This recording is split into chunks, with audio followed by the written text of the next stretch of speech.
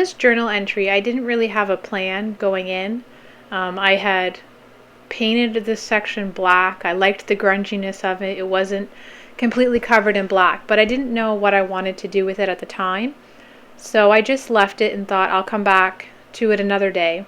So these acrylic inks that I just had in my hand is a new kit that I just received, and I hadn't played around with them yet. So I thought I would experiment with the white ink and see if it would work with the stamps. I just picked up a bunch of acrylic stamps off of Marketplace, and I wanted to play around with those as well.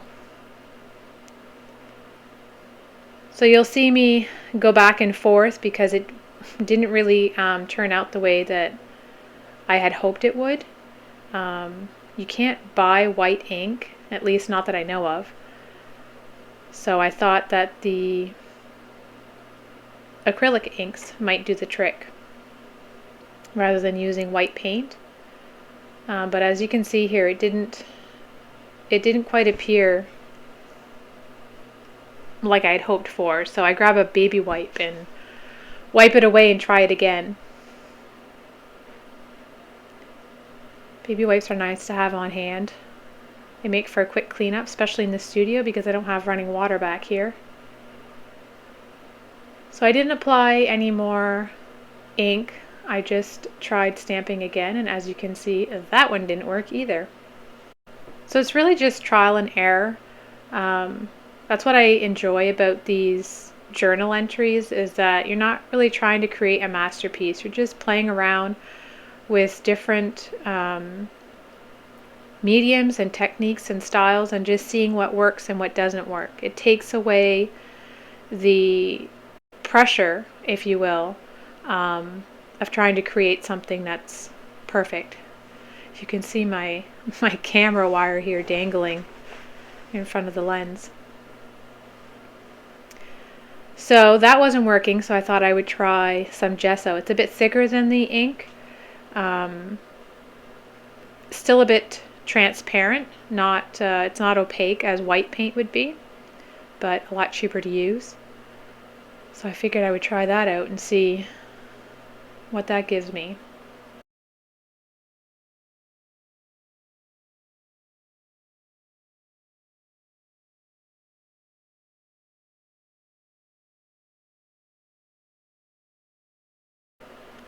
As you can see here, it's not perfect, but it did give me a better result than the white ink did.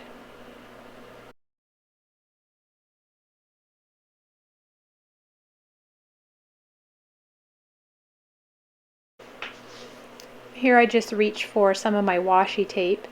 It was part of a kit that I purchased that had an artist theme. It had paintbrushes and pencils and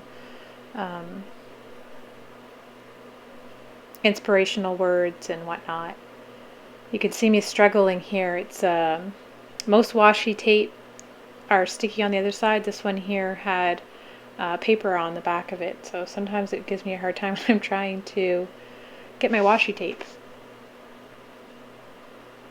So again, I'm not really sure what I want to do here. I'm just kind of playing around, putting things down, trying out different tapes that I have to see if those would work. This gear one here that I have was part of a larger kit that I purchased on Amazon that had more of a vintage theme to it, but it didn't seem to match with the black and white. I even considered here taking this page out of it's a pad of paper that I purchased from Michael's. All the pages are different, and I really liked this one here. It says I'm learning to fly. It really resonated with me, but again, it didn't seem to be going with the theme that I had. I guess I didn't really know going in that my theme was going to be black and white. That's just kind of where it ended up going. It felt like putting color on. I guess just distracted from it. I don't know. I don't really know. I don't know what I do, why I do what I do. I just go with it. So I'm trying to grab some of my other stamps here and decide that I will give that a try. Sometimes the things that I put down don't necessarily stay there. Sometimes they just become part of the background, or I end up painting over it, or covering it, or removing it altogether. And I think that's an important thing to consider when you sit down to do a journal entry, is that nothing is set in stone. You can't really make a mistake. It's a learning process, and you need to just trust the process. You need to give yourself the freedom to experiment. And if you don't like it, then it's no big deal. Sometimes you walk away and you come back another day with fresh eyes, with new ideas, or you determine to keep pushing through it and try something over top. You really don't have anything to lose. So just go for it. Experiment and have fun. Yes, sometimes the process can be frustrating because you might sit down and do a couple pages and none of them turn out the way that you planned. And I know, because I've done that myself.